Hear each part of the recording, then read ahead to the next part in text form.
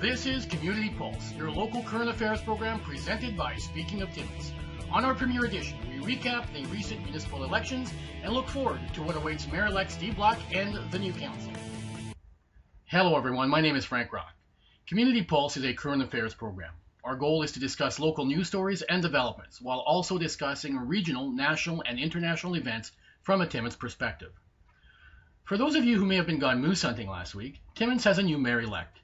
In an election that wasn't nearly as close as many thought it would be, Steve Black, councillor in Ward 5, was elected to replace outgoing Mayor Tom Laughren while receiving almost two-thirds of the popular vote. Todd Lever, also a councillor in Ward 5, finished second, and Alan Manchester finished a distant third. The new council will include 4 returnees: Pat Bamford in Ward 4, Noella Ronaldo, formerly representing Ward 3, now representing Ward 5, as well as Mike Doody and Andrew Marks, also returning to represent Ward 5. There will be 4 newbies at council table: Andre Grisella in Ward 1, Wally Wazachek in Ward 2, Joe Campbell in Ward 3, and Rick Dubo in Ward 5. It is a fair mix of experience and fresh faces, and Speaking of Timmins wishes them the best over the next 4 years. Needless to say, Mayor-elect Black and the new council have a lot of work to do once they are sworn in. Speaking of Timmins reached out to 3 former local politicians for their impressions on the recent election and their thoughts on the challenges that the new mayor and council will face once sworn in. Alan Pope is a former City of Timmins councillor, MPP for Cochrane South, and a minister in the provincial government of Premier Bill Davis. Paul Gaudreau is a former City of Timmins councillor in Ward 5 and a candidate for mayor of the City of Timmins. And Kevin Vincent is a former councillor also in Ward 5 and was the founder and first publisher of the Timmins Times. Gentlemen, how are you today? Just fine, thanks. Before talking about the recent election and the challenges that are awaiting our new mayor and council, let's take a couple of minutes to talk about outgoing Mayor Tom Laughren.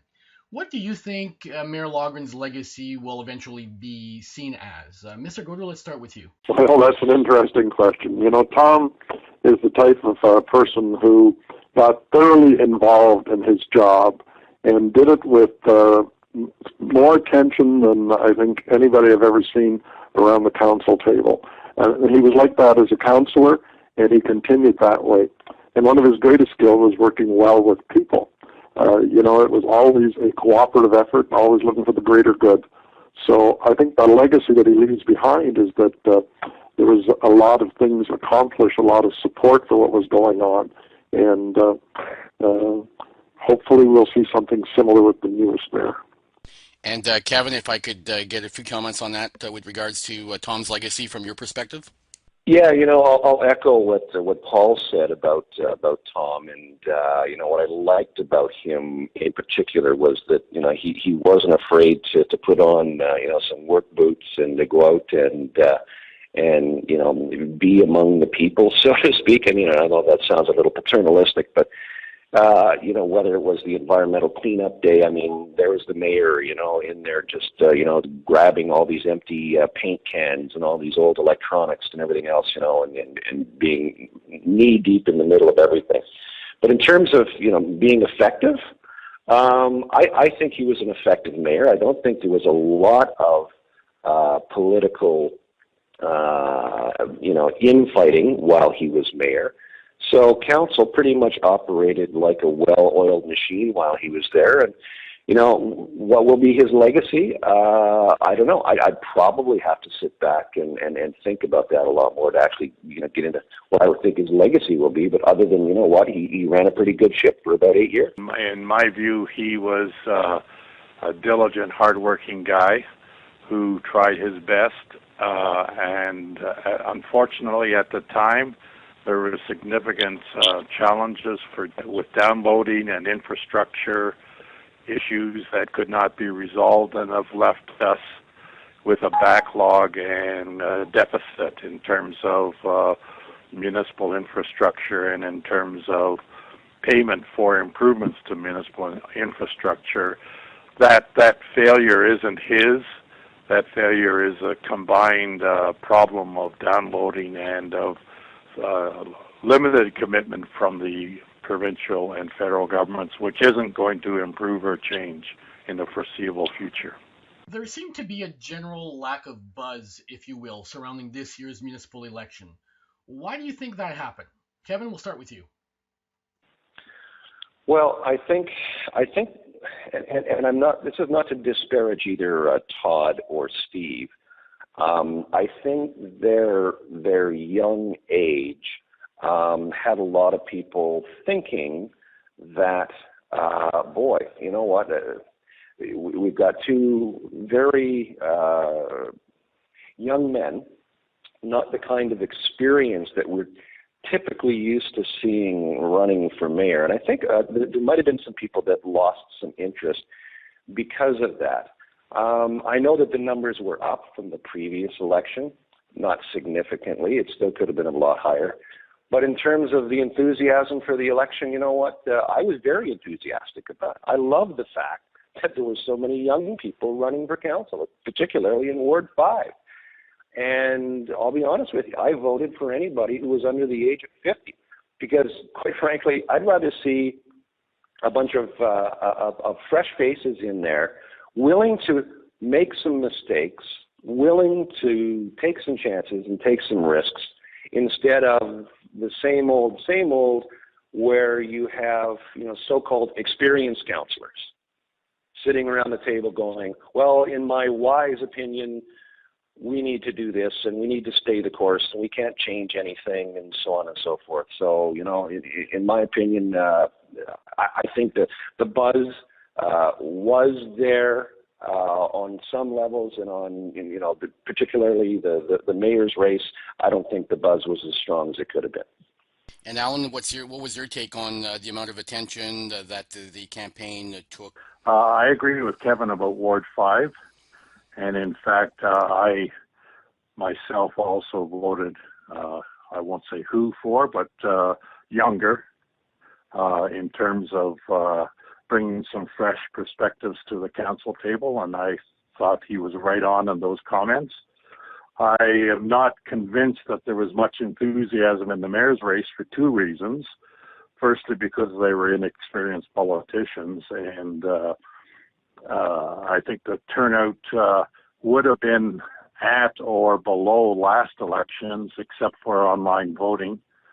Online voting, almost half of the voters were online this time, so that was a success. But in terms of the issues, we have two main candidates who were actually on council the last 4 years, and the major issue in a lot of people's minds is where the municipality is heading from a financial point of view, and this looming disaster called the secondary treatment plant that both of them were on council and have to share some responsibility for.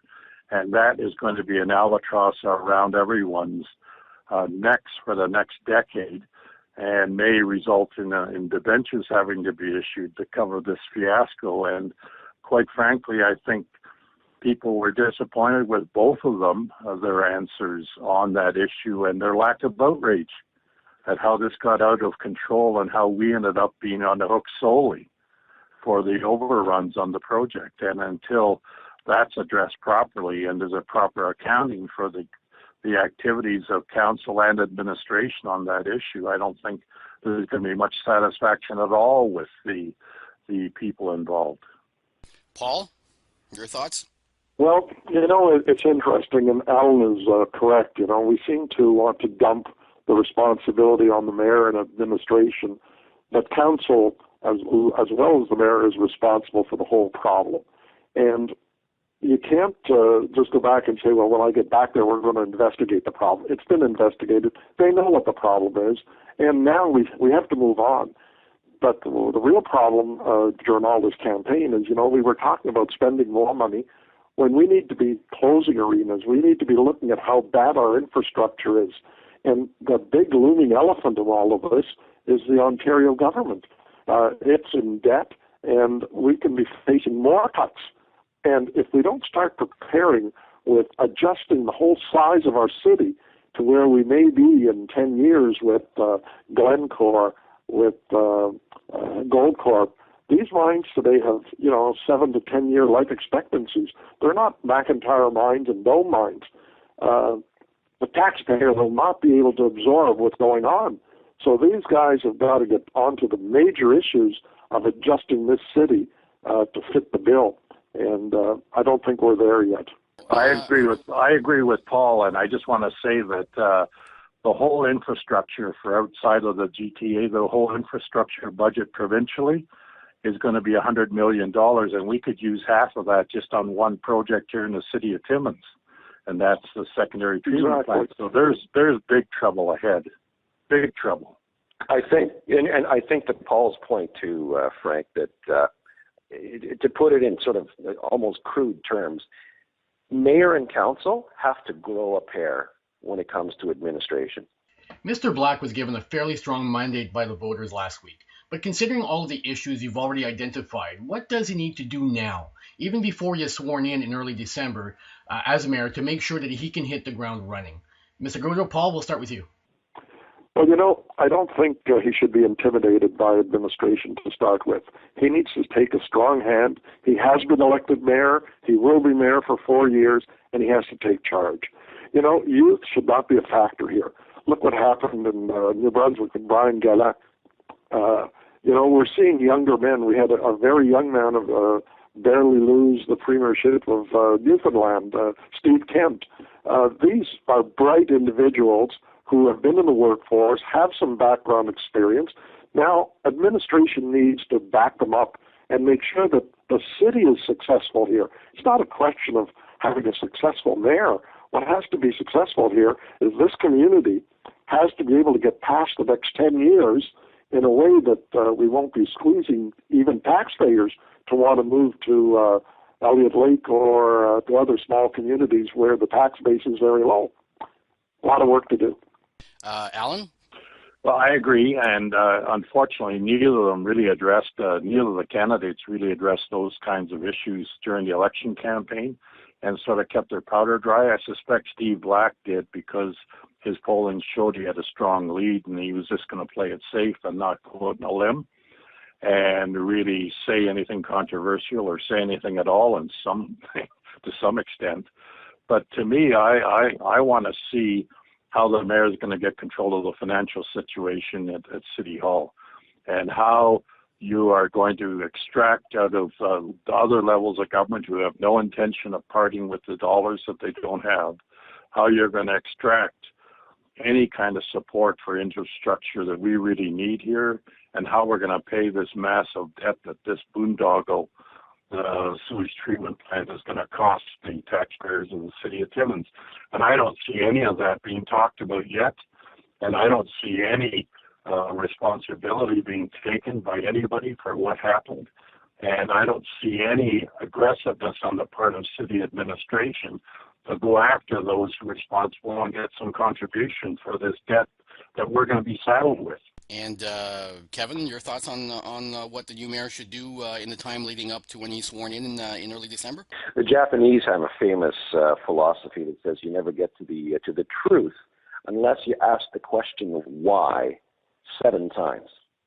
And to Alan's point about this being the water treatment plant being a boondoggle, if you drill down, I don't think people are going to like what they see when they finally discover what led to this overrun, whether it was incompetence, whether it was neglect, whether it was deliberate in some way. There needs to be a full investigation on that. And council has to take that lead. It's not going to be administration. Council, the people that have been elected by the citizens of Timmins, they need to take this bull by the horns and straighten it out once and for all. Put that in motion, and then in the meantime, I think priority number one, and I've said this many, many times, they need to take economic development by the throat, get their attention, and say, look, you've got a deadline to diversify this economy. Let's really get in motion to diversify this economy, because let's face it, the price of gold is wavering in a fashion that everybody's a little uncomfortable with. We all know Keep Creek is looking at their sunset years, so we've got to do something to diversify the economy sooner than later. And I agree with Kevin, except I think we should be more bloody-minded. I think there has to be some accountability and someone's got to contribute and help us out of this financial mess. And if we have to start suing, then we have to start suing. And if heads have to roll, then heads have to roll. We've got to be bloody minded about this, because it's going to be our citizens who are going to pay the bill. School board, lose half of their members because people weren't happy with the way things went. We saw Elliott Lake, how people threw out the past because of the mall incident. Here we have an incident in Timmins that is major.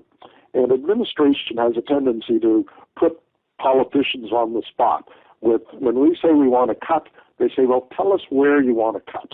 And if you tell us you want to cut here, we will do that. And it's never been a cooperative effort in looking at how the whole administration is run, how we control all of these costs. It's more, do you want to cut an arena? Do you want to cut roads? Do you want to cut fire? Do you want to cut police? I mean, all of this is going to have to be addressed in a very strategic manner. And that can't be done just by council. It takes a while for them to get done. And people worry so much about re-election that it's time politicians put their head on the block here and say, we need to make some strong decisions. And in 4 years, we may not be back, but we did what was right for the town. And we've seen politicians do that, and we didn't appreciate them, but we needed that kind of action. Paul, if I'm not mistaken, you were part of a council, one of the last councils that used to have a committee system. I can't remember the exact year that the committee system was removed. The day that budget committees and administrative services committees and recreation committees were eliminated, that put all the power and that put all the emphasis and all the influence back in the hands of administration. 8 members of council from 1 week to the next cannot walk into a committee of the whole meeting every 2 weeks with a binder full of stuff that has everything from top to bottom and make head nor tails of it. The committee system needs to be reinstated. If they continue to go with committee of the whole, you're going to have a never-ending series of decisions that are made exclusively by administration. Because you're right, they do exactly that in an open council meeting where, you tell us what you want us to cut. I mean, we hear it all the time, right? You tell us. So now you're put on the spot, and with a minimum of information or an overload of information that nobody has the time to go through. One of the concerns that kept coming up during the municipal election, and that is a subject of conversation amongst many taxpayers, members of the business community, and on social media, is a perception that City Hall is essentially run by administration.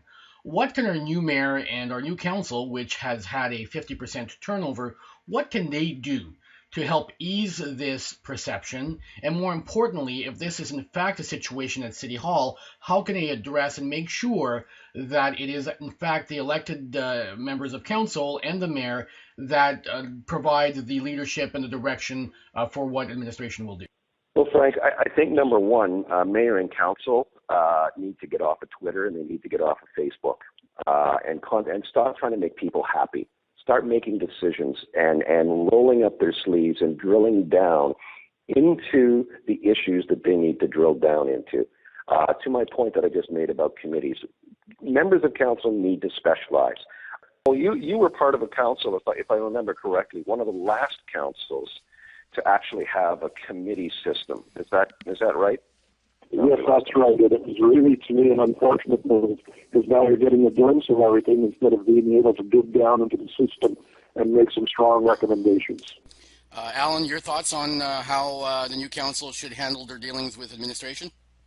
Well, I think one of the problems is that, to go back to the point that both Paul and Kevin have made, and that is that, the old system is, well, tell us what to cut and we'll cut, and tell us what you want done and we'll do it, but you're responsible for it all. I think administration has to give options and alternative strategies, both options for immediate decisions to be made without recommendation, and secondly, long-term strategies, options in long-term strategies, and then they have to sit and listen and answer questions from council in public on how the strategies can be implemented with specific decisions that are being made and what options contain what strengths and weaknesses. And then council has to, if they need to, get advice from outside of administration, and they have to be able to question and examine the advice they're being given by from City Hall. And if they can't go through that process, if they're going to sit there and just say, well, tell us yes or no, we'll vote to ratify it, then they're not doing their job, and we're going to be in worse position than we are now, which is pretty damn bad. Well, that does it for our first edition of Community Pulse. I would like to thank Alan Pope, Paul Gaudreau, and Kevin Vincent for their insight, and I'm happy to let our listeners know that they've all agreed to come back for follow-up discussions in the weeks and months to come. Next week, we will begin our regular programming for Community Pulse, including interviews, discussions, and commentaries on different hot topics for our community. My name is Frank Rock, and thank you for joining us for Community Pulse.